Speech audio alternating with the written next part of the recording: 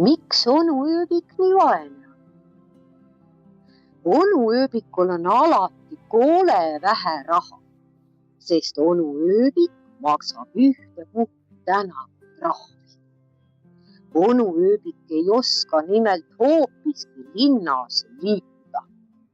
Kui on roheline tuli, seisab onu ööbik kõnnitee servas paigal kui post. Teda on koguni bussipeatuse tulbaga segi aetud. Kui tuleb kollane tuli, hakkab onu ööbik tasakesi tagumisi jalgu liigutama, aga ega ta paigast küll ei liigu. Kui süttib punane tuli, hüppab onu ööbik kõnniteelt autotee hulka kui tormavasse jõkke ja tahab üle tee jõuda. Oi, onu ööbik, oled sa hull peast? Pea ometi kinni. Ükskord tahtis kordnik onu ööbiku käest jälle 3 krooni trahvi võtta, aga lapsed hakkasid paluma. Pai, kordnik, ära võta nii palju.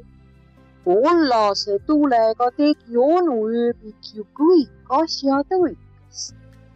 Võta 2 krooni trahvi, onu kordnik, kui see midagi aitab. Onu ööbik on nimelt parandamatu. Ta hüppab ühte puhku liikuvalt trammilt maha ja sõidab öösorri tänava sõidul tõukerattaga. Oi, onu ööbik, kas sul häbi ei ole? Kas sina siis liikluseeskirju ei tunne?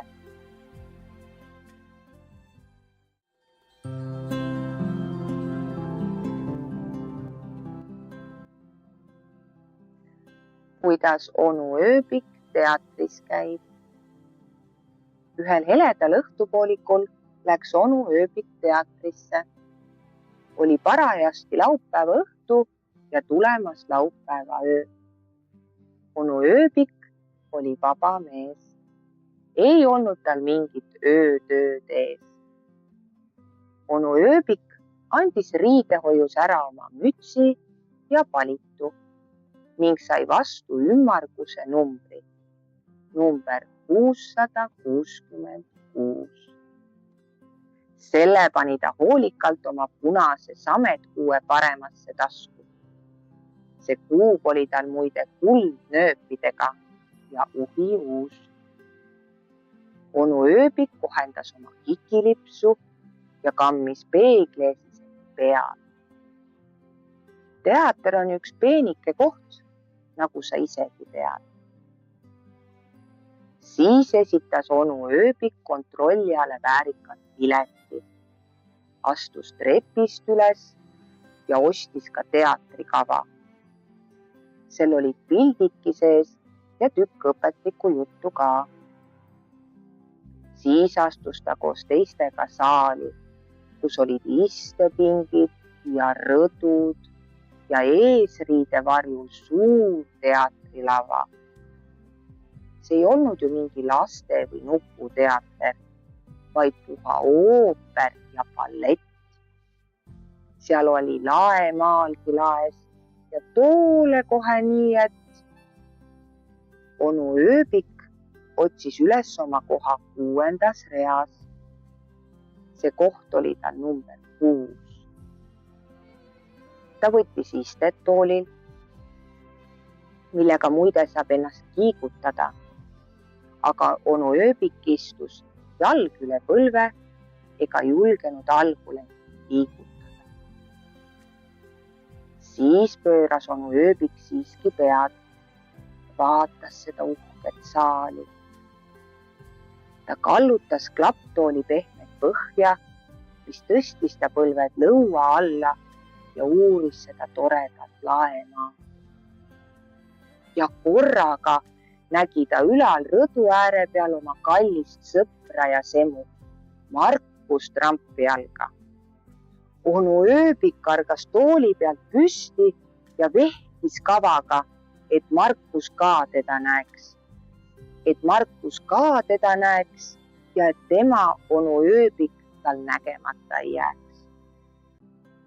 Aga Markus Trampjalg ei pannud onu ööbikult üldse tähele. Siis hüüdis onu ööbik valjust. Markus, ei! Ta vehkis veel. Paljud inimesed arvasid, et teater ongi juba alanud ja pöörasid onu ööbiku poole peale.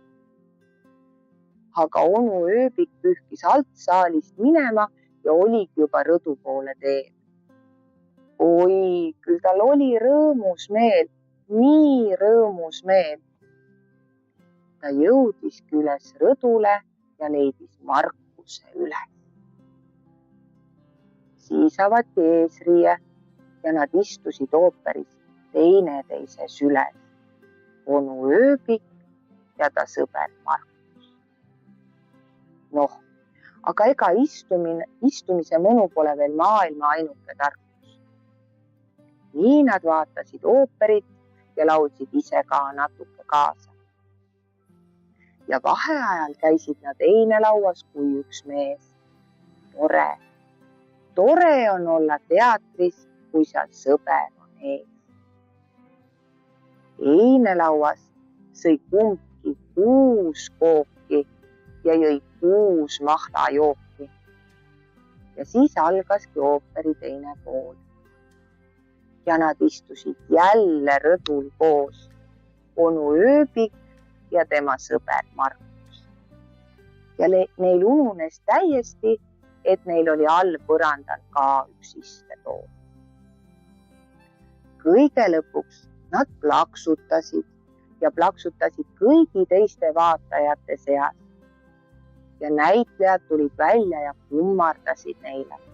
Ja nad plaksutasid veel ja veel. Sa olid nii rõõmsad, et silmad särasid peas. Mis mõnu oleks onu ööbikul kõigest sellest olnud üksi all 6. reas.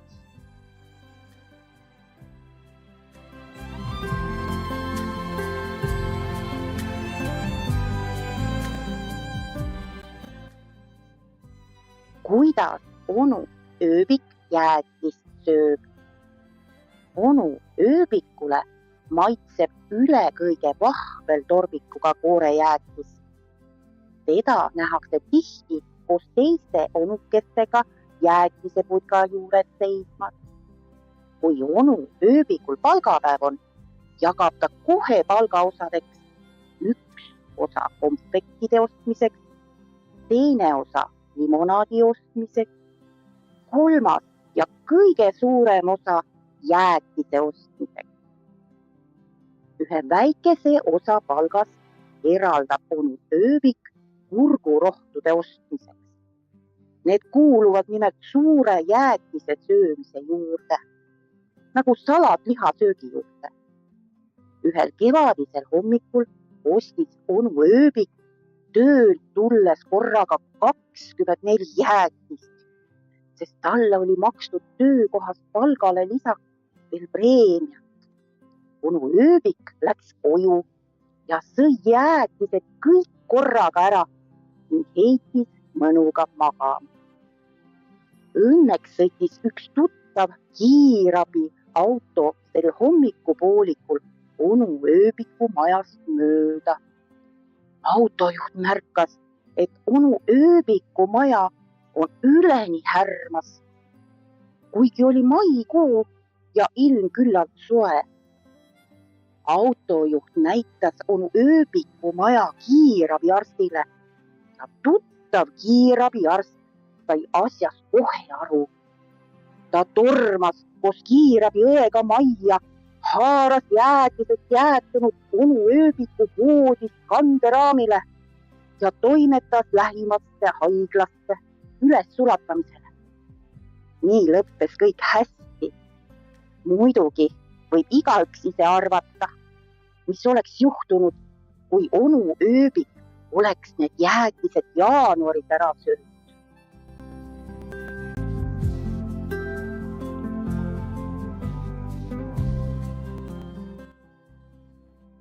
kuidas onu ööbik rannas käis. Onu ööbik ei oska veel erilisemalt ujuda, aga ta armastab meeletut merevett ja vees viibimist. Kui on ilus soe suvine ilm, läheb onu ööbik randa. Bussipeatuses saab onu ööbik kokku oma sõbra Markus Trampialaga, kes ei oska ka veel erilisemalt ujuda, aga kes pole muidu vähem hakkajamees kui onu ööbik. Bussipeatuses panevad onu ööbik ja Markus Trampial bussipiletid pihku valmis ja hakkavad ootama Liivranna buss. Liivranda viib harilikult ilus punane buss ja sõit maksab täpselt 1 kroon.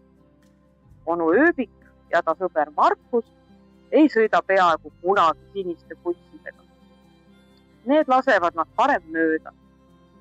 Paaril korral on juhtunud, et onu ööbik ja Markus Trampial on jõudnud alles lõunaks mere äärde, kui on olnud parajasti siniste busside päev. Ükskord aga läksid onu ööbik ja Markus koguni jala Liivrannani välja, sest terve hommikupoolikul ei juhtunud tulema ainsatki punast bussi. Mehed ei karda midagi, Ütles onu ööbik. Sinna randa saab vabalt jala minna. Jala need minemiseks ongi tehtud. Ütles Markus Trampial. Ja ka tulemiseks. Lisas onu ööbik. Ning nad hakkasid astuma. Minna oli ilus. Ikka ühest bussipeatusest teiseni ja teisest jälle kolmandani. Ja piletit ei küsi sult keegi. Ainult, et see minemine võttis kole palju aega. Vahepeal sõitis neist mööda 6 sinist bussi. Sõitis üks punane ka, aga suure minemisega ei pannud onu ööbik ja Markus Trampial seda tähele. Kui onu ööbik ja Markus Trampial lõpuks Liivranda jõudsid, oli õhtu juba käes. Ei olnud aega ennast enam vettegi kasta. Pidi hakkama kähku koju tagasi minema, et onu ööbik öötööle hiljaks ei jää. Teeme nii. Ütles onu ööbik Markus Trampialale. Tagasi võib sõita ka sinise bussi. Teeme nii, Ütles Markus. et tagasi võib sõita ka sinise või punase bussi. Olgu. Ütles onu ööbik. Aga sealsamas tuli nurga takka nähtavale hoopis tükis kollane buss. Onu ööbik ja Markus Trampial jäid väga tõsiseks ja Markus pidi peaaegu nutma hakkama. Aga onu ööbik märkas kähku öelda. Ja eriti sobiv on muidugi igasugune kollane buss. Oh, selle ma olin üsna unustanud. Ütles Markus Trampial kõnnelik. Kuidas unustab? Imestas onu ööbik. Minu isa ütles, meeste seadused on kõik meeste endi tehtud. Juba peatuski kollane buss nende kohal. Onu ööbik hüppas esimesena ja sõber Markus teisena bussi ja mõlemad hõiskasid nagu ühest suust. Mina istun akna alla. Õnneks oli seal mitugi aknaalust kohta. Nii et onu ööbik ja sõber Markus istusid teineteise taha ja ulatasid oma piletit täksamiseks ühele kenale armsale tädikesele, kes istus just piletitäksari lähedal. Kollane buss muudkui sõitis linna poole tagasi. Onu ööbik ja Markus Trampial leevitasid ja leevitasid kõikidele jalameestele ja laulsid kogu tagasitee, nii et pooltühi buss kaikis. Ilus on olla.